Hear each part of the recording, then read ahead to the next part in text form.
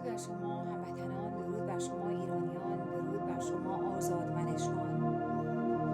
در کتاب شهبانو فرح پهلوی مادر ایران زمین، در کتاب کهندیارا که به چندین زبان ترجمه شده، شعر بسیار زیبایی هست که در آغاز شروع میشه به اسم کهندیارا که برای ما 8 میلیون ایرانی که در خارج از ایران به سر میبریم معنای دیگری و معنای بسیار مفهومی داره.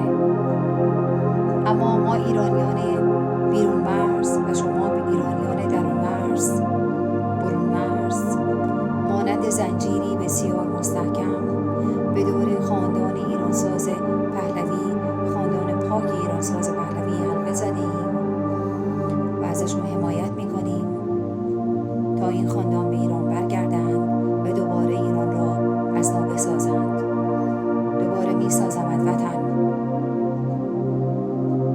این شعر به این گونه شروع میشه: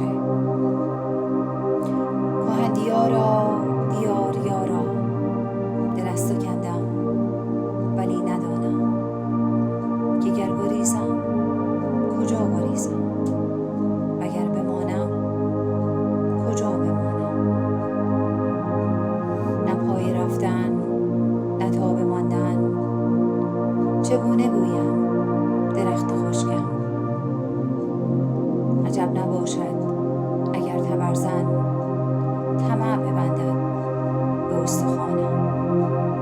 در این جهنم گل بهشتی چگونه روید، چگونه بوید. کهندیارا دیار یارا، دل از تو کندم ولی ندانم که گر گریزم کجا گریزم، وگر بمانم کجا بمانم.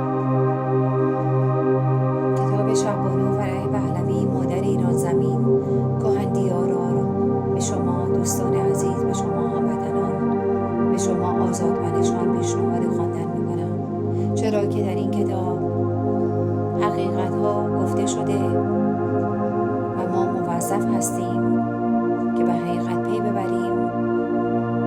ملتی که تاریخ خود را نداند محکوم به اشتباه دوباره آن است و ما این بار به قدر ناشناسی